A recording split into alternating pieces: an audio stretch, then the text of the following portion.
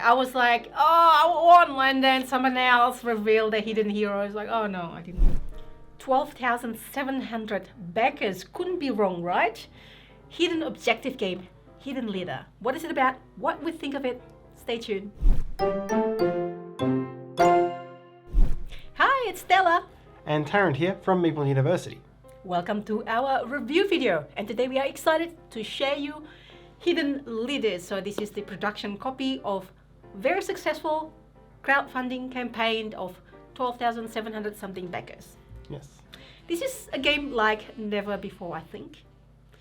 The artwork is very cute. Yep. That's not like never before. There's many games like that. Well, yes, but the mechanic with card playing, which you'll find out soon enough, is quite unique, I think. Let's get to the table, shall we? Yes. So this is it's a game of quick card play and hidden objectives and shared objectives. So each player is going to begin the game with one of these 6 hidden leaders, and each has a combination of 2 of 4 factions, red, green, blue, and black. Red, green, blue. Yes. The Undead Waterfolk, Imperial Army, and Hill Tribes. Yes. So what you'll be doing is playing cards in such a way that you manipulate these 2 markers, the green and red markers, aiming to meet one of your 2 factions' win conditions. But multiple players will be trying to achieve these because everyone will have a different combination.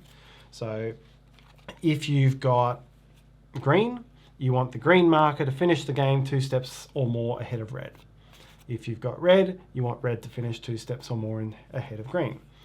If you've got black, you want both markers to finish in the black section up this end of the board. That precedes other things, right? That's the first one you check for victory, yes.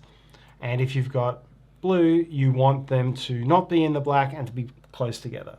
So anything that isn't won by one of those other 3 is won by blue. So one of those 4 factions will win. And then all players who have that faction in hand will try to win by having played the most cards of that faction. Essentially, on your turn, you'll play a card from your hand. You'll play it face up into your collection of heroes. Party, I think it's called, yeah. There are some abilities which will allow you to play cards face down into your party as well. So they will add to your victory condition collection, correct, but they won't have their effect. But then, yeah, whatever you play, you'll resolve its effect. So here, for example, it's up 3 on red, up 1 on green. That one's a very simple one. And then to end your turn, you always draw up to 4 from the top of the deck or any combination, or the tavern for these cards here. And then you discard down to 3. And then reveal. Next one. And when you discard, it's face down, I think, into the fire pile. So it means there's lots of different places that you can go gathering cards from. There's a buried pile here as well. Sometimes cards end up there. Some specific abilities, particularly the black ones, because they're more skull necromancy, allow you to pick those up.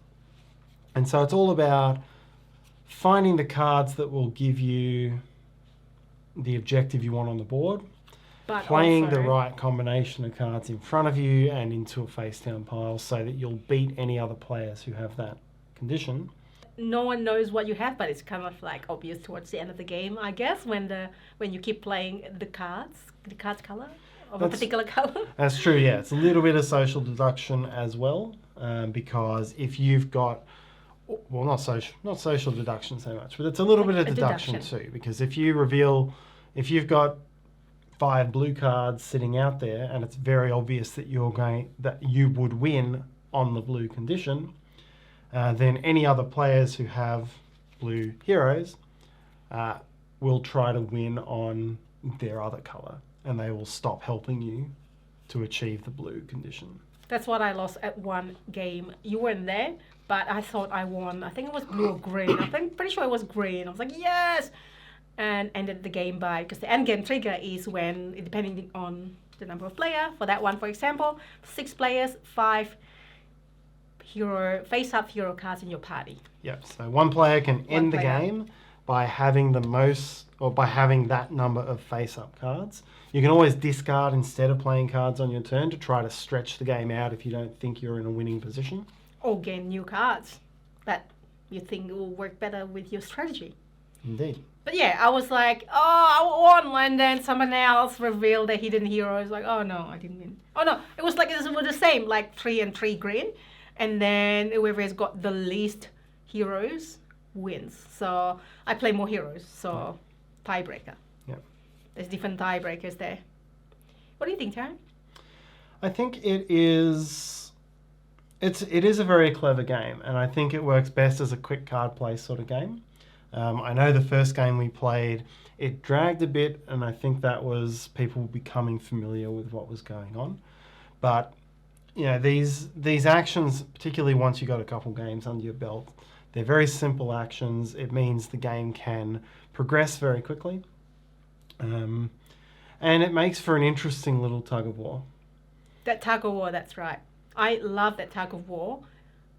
At the start, you kind of like don't know who's what, but then towards the end, you kind of like can see, okay, that person must be dead, and then you have that conversation like, okay, let's drive this, blah, blah, blah. You can lie about what cards underneath you. There are cards that lets you, swap cards or see what other people's cards hidden and things like that, so that's really good. Like this. I saw one of those there. Yeah, this deck is quite big as well. I mean. And you do get to see a lot of it. The fact that you draw one above your hand every round and then discard down that's good. Means you're constantly seeing a lot of cards. It gives you a lot of flexibility to try to play the game how you want. I'm sure that's come out of a lot of play testing, that's the optimal way of having people not just be stuck with the cards they draw and not being able to achieve what they want. I feel like they thought this very carefully, and I think that the expansion is coming out to crowdfunding soon. So I'm excited to see what's coming. Maybe, I don't know, because it's a quick game, it's a simple game, so I wouldn't mind the expansion. That would be fun. And I think the feeling of when you want to play cards, obviously it depends on what you have. And if you don't like it, you can always discard and redraw, which is great, I think. But the feeling of you want to collect certain colors without being too obvious, but also playing what's on the card, the power on the card. It's like that balance, like you cannot always hide your heroes as well. So you kind of have to find a card that does that. So I think it's very great tug of war on the board and on the cards that you play. I think it's a really unique game.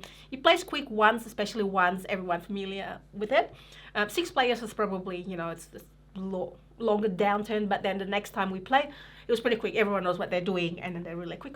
That's it.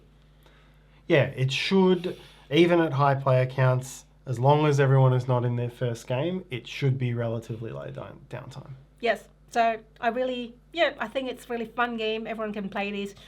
It is a bit of social deduction, but if you are a little bit shy for social deduction, I think this game works well because mainly it's playing cards and strategizing on the cards you have and the cards you play.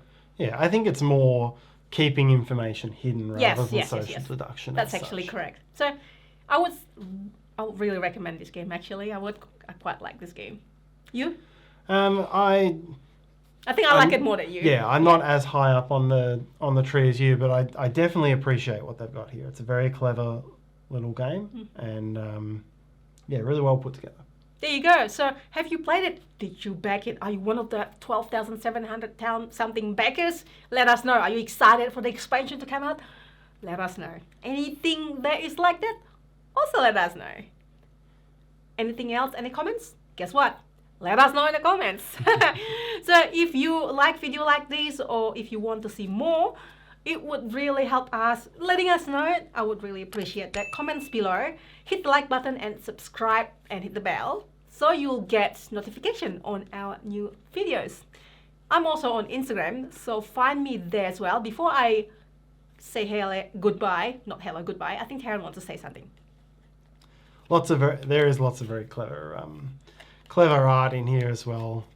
They've come up with lots of unique heroes, which is very cute. Double shielded turtle, Drowned deserter, grumpy guard. They're really cute. Yeah. Angry The priestess. artwork is really nice, really neat. It feels a bit like Root or something. Rotting orangutan. Long-eared loner, and so forth. So There you go. lots of the thesaurus has come out for all of these adjectives, I'm sure. And I'm also on Instagram. Find me there, and hopefully we'll see you next time. Bye. Right.